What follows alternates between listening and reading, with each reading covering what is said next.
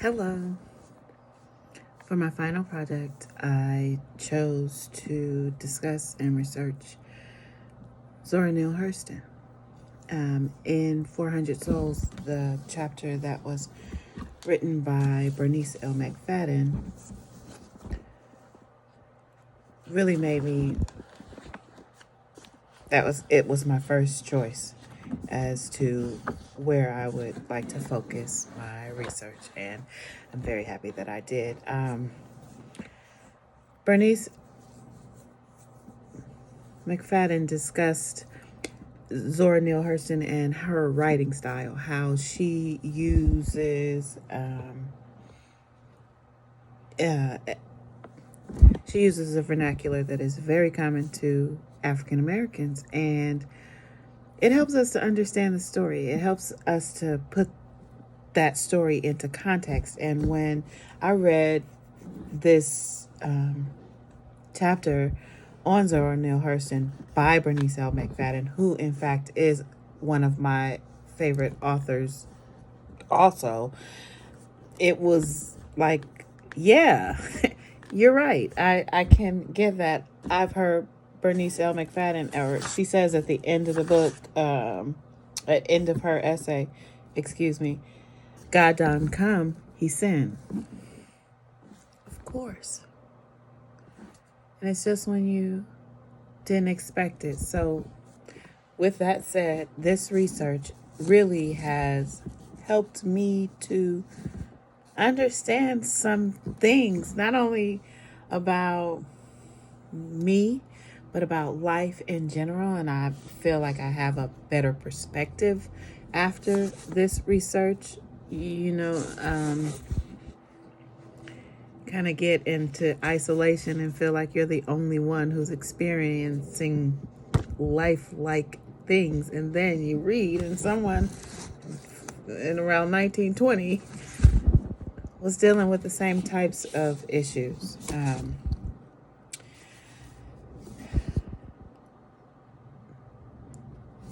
Zora Neale Hurston was born in Florida. She was a novelist, a folklorist. She was a dramatist. She was an ethnographer and a cultural anthropologist.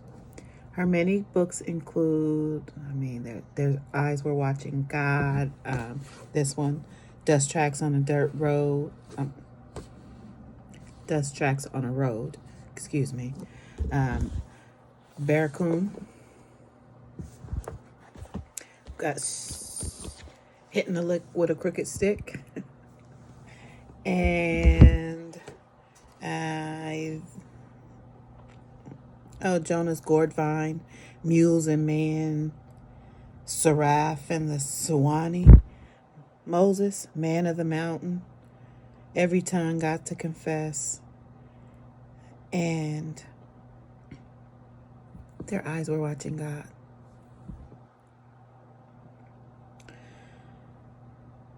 Maya Angelou spoke about, and she does the foreword and the introduction in Zora Neale Hurston, Dust Tracks on a Road.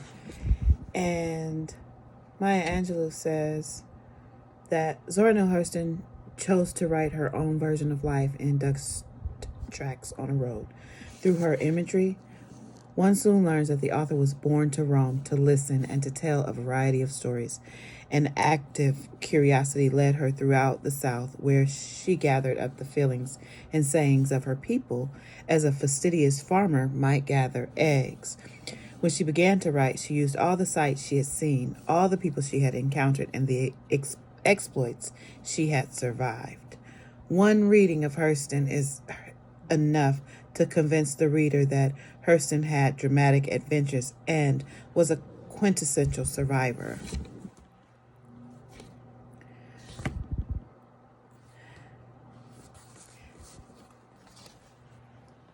Hurston discusses her birth. I love the names of her chapters, but in Dust Tracks on a Road, she discusses her birth and her. She had an older sister, her father's first girl child, he was happy with that. And then he wanted more boys. And when Hurston was born and they told him, Papa, you're the daughter of another baby girl. And he said, I'd rather slit my own throat. Hurston said she knows that her father never forgave her for the trick of being born a girl. That's funny.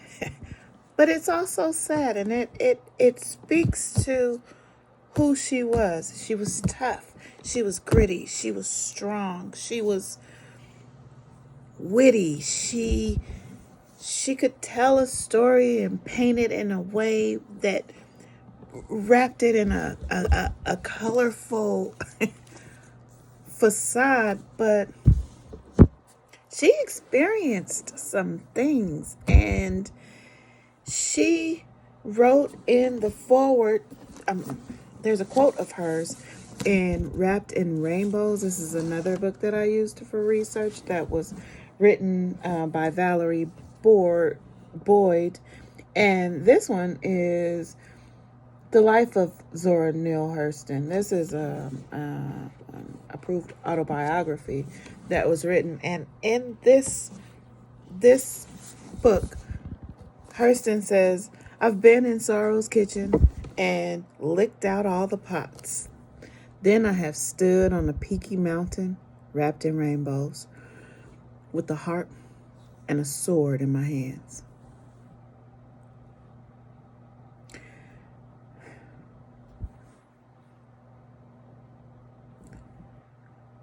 Reading about Hurston and her writing, and I mean, I don't even want to get into, and I know that's not fair, but I think she's such an incredible writer that how life came at her and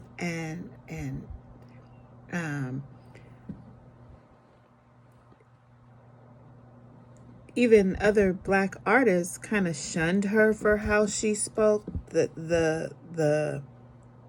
words she chose to get her message across. She was shunned for that, and it really damaged where her work could have gone, possibly. And even though that, is true, she didn't die a millionaire, but she wrote some amazing literature. She contributed to the birth of other authors to want to write and tell their story. Like, she was a quintessential amazing woman. She lived her life to the fullest, even when she had to go back to her birth state and barely able to find a place to sleep. I think it was $5. She was able to pay $5 a month for lodging. And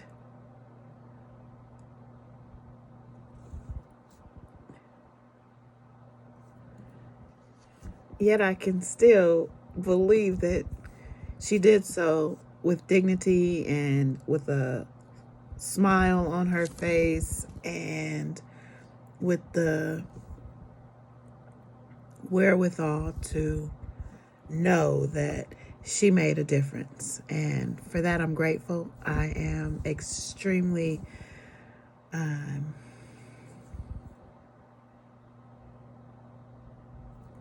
pleased to have been able to understand more of Zora Neale Hurston. And thank you, Dr. McCray.